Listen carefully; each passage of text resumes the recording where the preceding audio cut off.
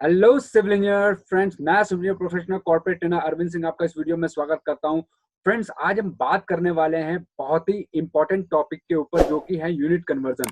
Friends, में जब भी कंस्ट्रक्शन वर्क चलता है, आपने सुना होगा कोई सूत यूज करता है, कोई फुट यूज करता है, कोई इंच यूज करता है, कोई यूज करता है, कोई सेंटीमीटर यूज करता है, कोई मीटर यूज करता है।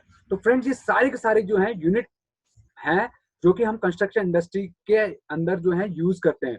तो फ्रेंड्स, यूनिट कन्वर्जन एक बहुत ही इंपॉर्टेंट टॉपिक है हमारी सिविल कंस्ट्रक्शन इंडस्ट्री का, बिकॉज आप जो भी काम करते हैं एज ए सिविल इंजीनियर्स, वो हमेशा यूनिट के ऊपर काम होता है।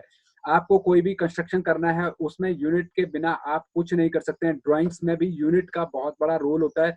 विदाउट यूनिट जो है आप कोई भी कंस्ट्रक्शन नहीं कर सकते हैं। तो फ्रेंड्स, यूनिट जो है बहुत इंपॉर्टेंट रोल प्ले करता है। आज हम इसी के ऊपर बात करने वाले हैं।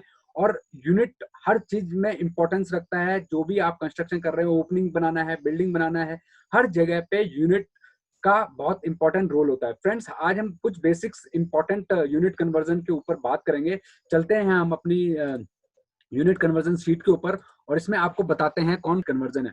तो फ्रेंड्स, ये लेंथ का कन्वर्जन टेबल हम लोगों ने यहाँ पे आप लोगों के लिए प्रिपेयर किया है। यहाँ पर आप देख सकते हैं 1 किलोमीटर में फ्रेंड्स 1000 मीटर होते हैं, और 1 किलोमीटर में 0.6214 माइल्स होते हैं, और 1094 जो है यार्ड होते हैं। 1 kilometre is equal to 3281 feet.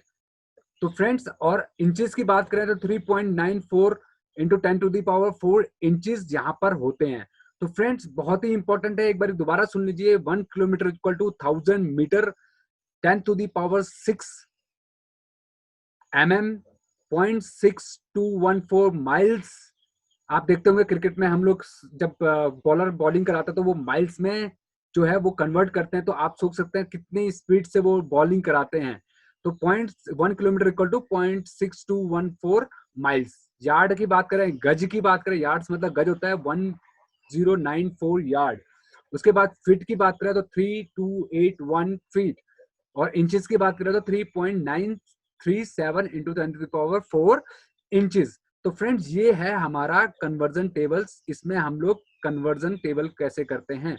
तो फ्रेंड, उसके बाद हम बात करेंगे जब हम लोग 1 हेक्टेयर जो है फ्रेंड्स, 1 हेक्टेयर में 10,000 जो है वो मीटर स्क्वायर होते हैं। बहुत इंपॉर्टेंट है फ्रेंड्स। आपसे कई बार जो है लैंड की जब हम लोग पैमाइश करते हैं तो उसमें हेक्टेयर्स में ही होता है या एकड़ में होता है। तो आप देख सकते हैं 1 hectare equal to 10,000 metre square या स्क्वायर मीटर। 1 हेक्टेयर में 10,000 स्क्वायर मीटर होते हैं फ्रेंड्स, और एक हेक्टेयर के अंदर 2.47 एकड़ होते हैं।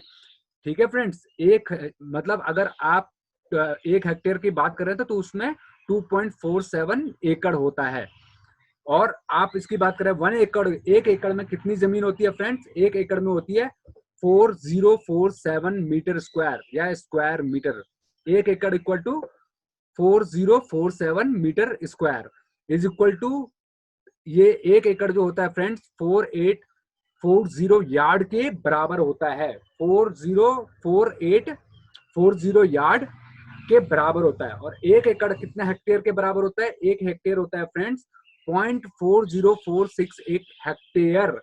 1 hectare equal to 10,000 metre square equal to 2.47 एकड़। या आप कह सकते हैं एक एकड़ जो है फ्रेंड्स वो होता है इक्वल टू 4047 मीटर स्क्वायर, या 4840 यार्ड, या 0.4046 हेक्टेयर। अब 1 एकड़ कितना होता है फ्रेंड्स? 1 एकड़ होता है 63.6 मीटर इंटू 63.6 मीटर।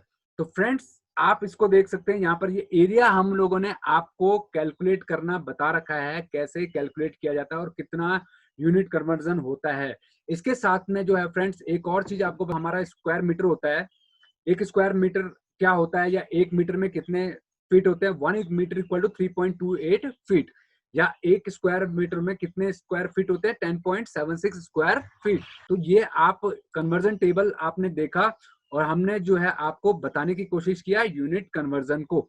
बहुत ही इंपॉर्टेंट टॉपिक है फ्रेंड्स, बहुत ही ज्यादा इंपॉर्टेंट टॉपिक है। जब भी आप किसी कंस्ट्रक्शन फील्ड में काम करते हैं, चाहे किसी भी लेवल पे आप काम कर रहे हो, एक लेबर से लेके और एक इंजीनियर तक, हर किसी को कन्वर्जन टेबल की नॉलेज प्रॉपर होनी चाहिए ताकि आप एक्यूरेसी के साथ कर पाए। आपकी जो भी आप कंस्ट्रक्शन कर रहे हैं उसकी डायमेंशंस में गड़बड़ ना हो। बहुत लोग डायमेंशन गलत पढ़ लेते हैं जिसकी वजह से बाद में कंस्ट्रक्शन को रिकंस्ट्रक्ट करना पड़ता है। डायमेंशन या कोई वॉल हमने कंस्ट्रक्ट कर दिया उसको तोड़ के दोबारा भी बनाना पड़ता है, बिकॉज आपको ड्राइंग की नॉलेज नहीं रहती है या फिर आपको यूनिट कन्वर्जन की नॉलेज प्रॉपर नहीं रहती है। इंची टेप आप प्रॉपर नहीं पढ़ पाते हैं, यूनिट को प्रॉपर नहीं पढ़ पाते हैं, जिसकी वजह से बहुत सारा हमें खामियाजा भुगतना पड़ता है कंस्ट्रक्शन साइट के ऊपर।